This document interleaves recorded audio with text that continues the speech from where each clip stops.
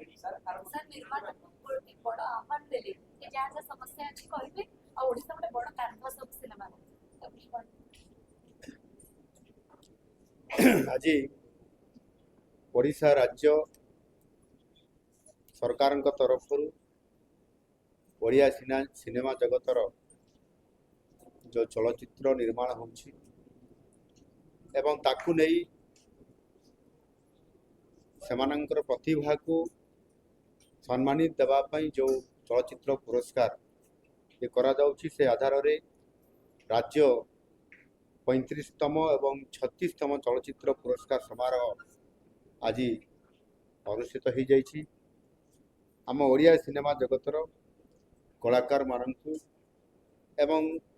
Cinema सहित जड़ित थिबा समस्त टेक्नीशियन मानकु निश्चित भाव रे जो माने एठी आज आनंदित होइछंती पुरस्कार पाइछंती सबु पुरस्कार विजेता मानकु मु राज्य सरकार तरफ मो तरफ अनेक अनेक शुभेच्छा एवं अभिनंदन जनाऊछि। चलित वर्ष सम्मानजनक मोहन सुंदर देव गोस्वामी सम्मान एवं एथिरे सम्मानित होइतिबा हमर वरिष्ठ ओडिया सिनेमा जगतर अभिनेता श्री श्यामलेन्दु भट्टाचार्य को एवं अभिनेत्री सुश्री नम्रता दास को मोर आंतरिक शुभेच्छा एवं अभिनंदन। जीवन व्यापी तांकर ये साधना पाई तांको आज सरकार तरफ सम्मानित करागला एवं पुरस्कार मध्य तांको दियागला। प्रथम चलचित्र सीता विवाह आरंभ होइतबा तांकर लंबा ये यात्रा दमन एवं प्रतीक्षा परी सिनेमा पर्यंत सेमाने विभिन्न समय रे आज निश्चित भाव में चलचित्र जगत को रुद्धिमंत कर कलाकार मानकर संपूर्ण सुरक्षा पाई एवं समानकर भविष्यत पाई एवं ओडिया सिनेमार भविष्यत पाई मध्य किबड़ी भाव में आगामी दिन में हिंदी सिनेमा भड़िया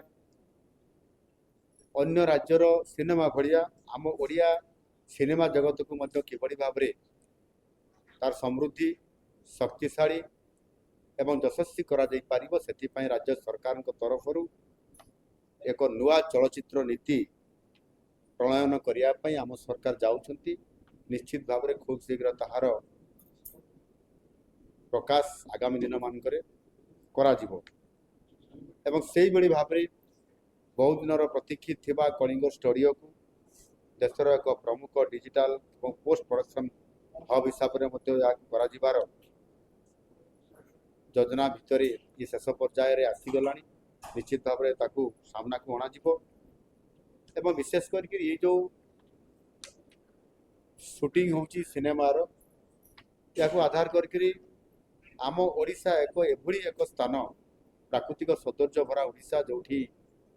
वाटरफॉल अच्छी जंगल अच्छी 575 किलोमीटर कोस्ट लाइन अच्छी एवं विभिन्न प्रकार नेचुरल सीनेरी अच्छी ताकू आधार करी निश्चित भाव में आमे यदि ताकू भी प्राधान्य देवा ताहले हिंदी सिनेमा भरिया किंबा साउथ इंडियन सिनेमा भरिया ये सीनेरी को मध्य आमे शूटिंग करिवार सहित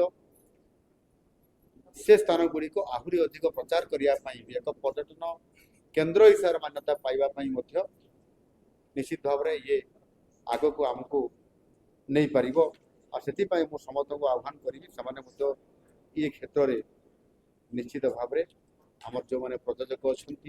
निर्देशक अच्छा दृष्टि देले आहरी भल हो पार एवं ओडिया ये सिनेमा जगत को 1936 मसीह आज पर्यंत ये लंबा ओडिया चलचित्र इतिहास जो लंबा समय धरिक ये संघर्ष करके आज स्तर को पहुँची ये निश्चित भाव में से आमर जो ओडिया चलचित्र जगतर जो स्टोरी को लेकर जमती करा आमर संस्कृति एवं मौलिक जो गप अच्छी विभिन्न कहानी अच्छी ताकू आधार करके आहरी अधिक करा जाऊ जेबड़ी भाव में पुष्करा सामना को आसिला एवं आज चर्चित होकर आज सम्मानित है से भाव में ଆହୁରି ମଧ୍ୟ ଅଧିକ କିଭଳି ଭାବରେ ସେମିତି ଷ୍ଟୋରି ଆସିଲେ ଲୋକମାନେ ନିଶ୍ଚିତ ଭାବରେ ଓଡ଼ିଆ ସିନେମା ପ୍ରେମୀମାନେ ତାକୁ ସାମ୍ନାରେ ଦେଖିପାରିବେ। ଆଉ ସେଥିପାଇଁ ଆଜି ଆମ ସରକାରଙ୍କ ତରଫରୁ ମଧ୍ୟ ଯେତେବେଳେ ପଲିସି ଆସିଯିବ ସେତେବେଳେ ନିଶ୍ଚିତ ଭାବରେ ପ୍ରତ୍ୟେକ ବଜାରରେ ପ୍ରତ୍ୟେକ ବ୍ଲକ ହେଡ଼କ୍ୱାର୍ଟରରେ ପ୍ରତ୍ୟେକ ଯେଉଁଠି ଜନଗହଳି ଅଛି ସେ ଜାଗାରେ ମଧ୍ୟ ସିନେମା ହଲ୍ ନିର୍ମାଣ ହୋଇପାରିବ। ଆଉ ସେଥିପାଇଁ ନୂଆ ପଲିସି ମାଧ୍ୟମରେ ଆମେ ତାକୁ ମଧ୍ୟ ଆଗାମୀ ଦିନରେ କରିବା ପାଇଁ ଯାଉଛୁ। ଏବଂ ସବୁଠାରୁ ବଡ଼ କଥା ହେଉଛି ଯେ ଯେଉଁ OTT ପ୍ଲାଟଫର୍ମ ମାଧ୍ୟମରେ ଯେଉଁଠି ଓଡ଼ିଆ ଚଳଚ୍ଚିତ୍ର ଏବଂ ୱେବ୍ ସିରିଜ୍ ଗୁଡ଼ିକ ବିଶ୍ୱବ୍ୟାପୀ ଅଣ ଓଡ଼ିଆ ଦର୍ଶକଙ୍କ ପାଖରେ ପହଞ୍ଚିବାର ଯେଉଁ ପ୍ରକ୍ରିୟା ଏବେ ଚାଲୁ ରହିଛି ତାହା ନିଶ୍ଚିତ ଭାବରେ ଆମ ସରକାର ତାକୁ ପୂର୍ଣ୍ଣ ସମର୍ଥନ ଦେଉଛନ୍ତି ଏବଂ ଆମେ ସେଥିରେ ସରକାର ମଧ୍ୟ ପ୍ରୋତ୍ସାହନ ଦେବେ। ଆଗକୁ ଏହା ମଧ୍ୟ ବିଶ୍ୱବ୍ୟାପୀ କରାଯାଇପାରିବ। ପରିଶେଷରେ ମୁଁ ଏତିକି କହିବି ଯେ ରାଜ୍ୟ ସରକାର ଏଥିରେ ସମସ୍ତ କଥାକୁ ଏ ଚଳଚ୍ଚିତ୍ର ଜଗତକୁ ରୁଦ୍ଧିମନ୍ତ କରିବା ପାଇଁ ଯଶସ୍ୱୀ କରିବା ପାଇଁ କାର୍ଯ୍ୟକ୍ରମ କରୁଛନ୍ତି। ଆଉ ମହାପ୍ରଭୁ ଜଗନ୍ନାଥଙ୍କ ନିକଟରେ ପ୍ରାର୍ଥନା କରିବି ଓଡ଼ିଆ ସିନେ ଜଗତ ମଧ୍ୟ ଏକ ସ୍ୱତନ୍ତ୍ରତା ପାଇବ ଜାତୀୟ ସ୍ତରରେ। ଏ ଚଳଚ୍ଚିତ୍ର ଜଗତ ଏବଂ ତାଙ୍କର ପୁରା ଟିମ୍ ଏଥିରେ ସମ୍ପୂର୍ଣ୍ଣ ଭାବରେ ଆଗାମୀ ଦିନରେ ସମ୍ମାନିତ ହେବା ସହିତ ଓଡ଼ିଶାର ଏ ଓଡ଼ିଆ ଚଳଚ୍ଚିତ୍ର ଜଗତକୁ ଯଶସ୍ୱୀ କରାଇପାରିବେ। ଧନ୍ୟବାଦ।